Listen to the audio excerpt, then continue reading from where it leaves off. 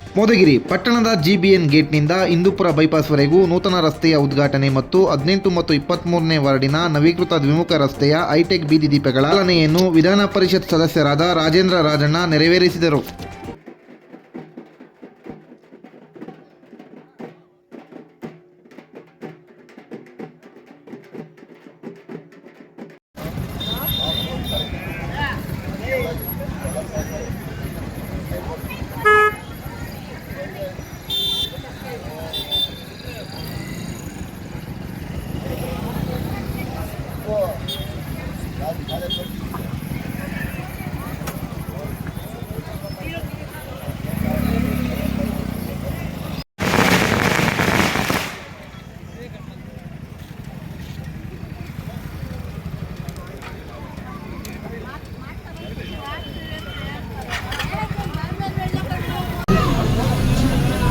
ಮಧುಗಿರಿ ಇತಿಹಾಸದಲ್ಲಿ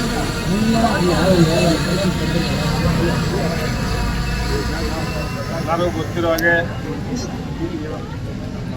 ಶಾಸಕರು ಮತ್ತು ಸಚಿವರು ಅವರ ಮಾರ್ಗದರ್ಶನ ಮತ್ತು ಅವರ ಸಹಕಾರದಿಂದ ಇವತ್ತು ನಮ್ಮ PWD ಇಲಾಖೆಯಿಂದ SHDP ವರ್ಕಲ್ಲಿ GVV ಸರ್ಕಲ್ನಿಂದ ನಮ್ಮ ಬೈಪಾಸ್ ಇಂದೂಪುರ ಸರ್ಕಲ್ ಅಲ್ವಾ, ಅಲ್ಲಿವರೆಗೂ ಡಬಲ್ ರೋಡ್ ಮಾಡಬೇಕು.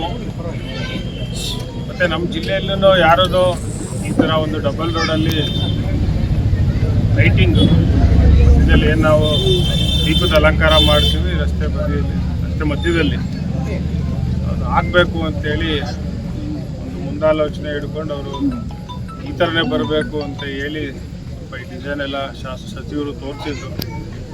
ಅದೇ ರೀತಿ ನಮ್ಮ ಅಧಿಕಾರಿಗಳು ಮತ್ತು ಪುರಸಭೆಯ ಅಧ್ಯಕ್ಷರು ಮತ್ತು ಅವರೆಲ್ಲ ಸದಸ್ಯರುಗಳು ಎಲ್ಲರೂ ಸೇರಿ ನಮ್ಮ ಮುಖಂಡರುಗಳು ಯಾರೆಲ್ಲ ಪಟ್ಟಣದಲ್ಲಿರುವಂಥ ಹಿರಿಯ ಮುಖಂಡರುಗಳಿದ್ದಾರೆ ಎಲ್ಲರೂ ಸೇರಿ ಇವತ್ತು ದೀಪದ ಅಲಂಕಾರ ಮತ್ತು ಡಬಲ್ ರೋಡ್ ಉದ್ಘಾಟನೆ ಆಗಿರುವಂಥದ್ದು. ನೀರಿನ ಜನಕ್ಕೆ ಓಡಾಡೋದಕ್ಕೆ 5 ಕೋಟಿಗಿಂತ ಹೆಚ್ಚು ಅನುದಾನದಲ್ಲಿ ಇವತ್ತು ಉದ್ಘಾಟನೆ ಆಗಿರುವಂಥದ್ದು. ವಿಶೇಷವಾಗಿ ಈಗ ಮಧುಗಿರಿ ಬದಲಾವಣೆ ಆಗ್ತಾಯಿದೆ. ಮಧುಗಿರಿ ಬದಲಾವಣೆ ಯಾವ ರೀತಿ ಆಗ್ತಾಯಿದೆ ಅನ್ನೋದನ್ನ ನಾನು ಕಳೆದ 2 ವರ್ಷದಿಂದಲೇ ಹೇಳ್ತಾನೆ ಇದ್ದೀವಿ.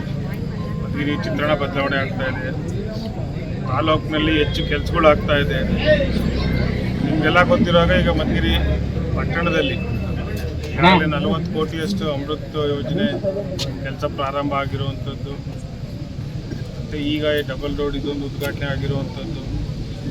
ಆಮೇಲೆ ನಾಳೆ ಮುಖ್ಯಮಂತ್ರಿಗಳ ವಿಶೇಷ ಅನುದಾನದಲ್ಲಿ 25 ಕೋಟಿಯಷ್ಟು ಮಧುಗಿರಿ ಏನು ನಾನು ಹೇಳ್ತಿರೋದು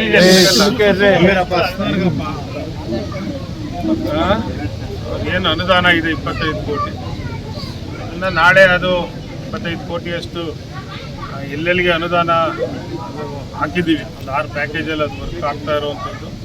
ಅದನ್ನು ನಾಳೆ ಬೆಳಿಗ್ಗೆ 10 ಗಂಟೆಗೆ ACR ಆಫೀಸ್ ಎದುರುಗಡೆ ಆ ಜಾಗದಲ್ಲಿ ಅದಕ್ಕೆ ಗುದ್ದಿ ಪೂಜೆ ನೆರವೇರಿಸ್ತಿದ್ದೀನಿ. ಸೊ ಅದಕ್ಕೆ ಮಾನ್ಯ ಶಾಸಕರು ಸಚಿವರನ್ನ ಆ ಕಾರ್ಯಕ್ರಮಕ್ಕೆ ನಮ್ಮ PWD ಅಧಿಕಾರಿಗಳು ಮತ್ತು AC ಅವರು ಇರ್ಬೋದು, ಪುರಸಭಾ ಅಧ್ಯಕ್ಷ ಎಲ್ಲರೂ ಕಾರ್ಯಕ್ರಮಕ್ಕೆ ಆಹ್ವಾನ ಮಾಡಿದ್ದಾರೆ. ಬರ್ತಾರೆ ಅಂತ ನಾನು ಅಂದ್ಕೊಂಡಿರ್ತೀನಿ. ಬರ್ದಲ್ಲೇ ಇದ್ದರೆ ನಾನು ಇರ್ತೀನಿ, ಹೌದಲ್ಲ, ನಾನು ಇದ್ದ ಕಾರ್ಯಕ್ರಮ ಉದ್ಘಾಟನೆ ಶಂಕುಸ್ಥಾಪನೆಯನ್ನು ಮಾಡ್ತೀನಿ. ಎಲ್ಲ ಶಂಕುಸ್ಥಾಪನೆ ನಿಮಗೆಲ್ಲ ಗೊತ್ತಿರೋಂಗೆ ಮುಖ್ಯಮಂತ್ರಿಗಳ ಕಡೆಯಿಂದ ಮಾಡಿಸ್ಬೇಕು ಅಂತ ಇದ್ದೀನಿ. 28ನೇ ತಾರೀಕು ಮುಖ್ಯಮಂತ್ರಿಗಳ ಕಡೆಯಿಂದ ಆಗಬೇಕು ಅಂತ ಇದ್ದೀನಿ. ಅದನ್ನು ಸ್ವಲ್ಪ ಕಾರಣಾಂತರದಿಂದ ಕ್ಯಾನ್ಸಲ್ ಏನಾಗಿಲ್ಲ, ಸ್ವಲ್ಪ ದಿನ ಬಿಟ್ಟು ಬರ್ತೀನಿ, ಇವತ್ತು ಆಗೋದಿಲ್ಲ ಅಂತೇಳಿ ಅವರು ನಾಳೆ ನಾಡ್ದೆಲ್ಲ ಇರ್ತಿರ್ಲಿಲ್ಲ. ನಾಳೆ ನಾಡ್ದು ಅಂತ ಹೇಳಿದ್ರೆ 28ನೇ ತಾರೀಕು ಮುಖ್ಯಮಂತ್ರಿಗಳು ಇದ್ದಲ್ಲೇ ಇರೋದು, ಮುಂದಿನ ದಿನಾಂಕ ಮಾಡೋದು ಅಂತ ಇತ್ತು. ಸೊ ಅದರಿಂದ ನಾನು ಆದಮೇಲೆ ಸಚಿವರ ಹತ್ರ ಮಾತಾಡಿ ಆಯ್ತು ಈ ಕಾರ್ಯಕ್ರಮ ಎಲ್ಲ ಆಗೋಗಲಿ, ಶಂಕುಸ್ಥಾಪನೆ ಉದ್ಘಾಟನೆ ಮುಗಿ ಪೂಜೆ ಆಗಲಿ, ನೆಕ್ಸ್ಟ್ ಕಾರ್ಯಕ್ರಮ ಕೆಲಸ ಮುಗಿದ ಮೇಲೆ 4 ತಿಂಗಳು 5 ತಿಂಗಳೆಲ್ಲ ಆದಮೇಲೆ ಮುಖ್ಯಮಂತ್ರಿಗಳನ್ನ, ಯಾಕಂದರೆ ಅಷ್ಟರಲ್ಲಿ ಸ್ಟೇಡಿಯಂ ಕೆಲಸನೂ ಈ ವಾರ 10 ದಿವಸದಲ್ಲಿ ಅದು ಪ್ರಾರಂಭ ಆಗುತ್ತೆ. ರಾಜೀವ್ ಗಾಂಧಿ ಕ್ರೀಡಾಂಗಣ ಅದೇನಿದೆ ಅದು ಈಗ ಟೆಂಡರ್ದೆಲ್ಲ ಮುಗಿದಿದೆ, ಅದು ಈ ವಾರ 10 ದಿವಸದಲ್ಲಿ ಅದು ಸ್ಟಾರ್ಟ್ ಆಗುತ್ತೆ. ಅದರಿಂದ ಮಧುಗಿರಿ ನಗರದಲ್ಲಿ ಈಗ ಪ್ರಾರಂಭ ಆಗುವಂಥ ಕೆಲಸಗಳು ಮೈನಾರಿಟಿದು ಈಗ ಅದೊಂದು 100 ಕೋಟಿ ಇದೆ. ಇವ್ರದ್ದು ನಗರೋತ್ತನ್ನೋದು ಇನ್ನೂ ಒಂದು 2 ಕೋಟಿಯಷ್ಟು ಚಿಲ್ಲರೆ ಇವ್ರದ್ದಿದೆ. ಆಮೇಲೆ 5 ಕೋಟಿ ಪಾರ್ಕ್ಗೆ ಮತ್ತು ಕಲ್ಯಾಣಿಗಳಿಗೆ ಅದು ವಾರ 10 ದಿವಸದಲ್ಲಿ ಅದು ಪ್ರೋಸೆಸ್ ಇದೆ.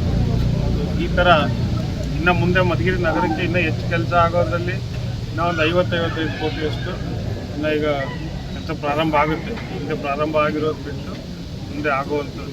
ಅದಕ್ಕೆ ಈಗ 2-2.5 ವರ್ಷದಲ್ಲಿ ಹೆಚ್ಚು ಕಮ್ಮಿ ಮಧುಗಿರಿ ಪಟ್ಟಣಕ್ಕೆ 100 ಕೋಟಿಯಷ್ಟು ಈಗ ಅನುದಾನ ತಂದಿರುವಂಥದ್ದು ಇದು ಮಾನ್ಯ ಸಚಿವರು ತಂದೇ ಇರಲಿಲ್ಲ.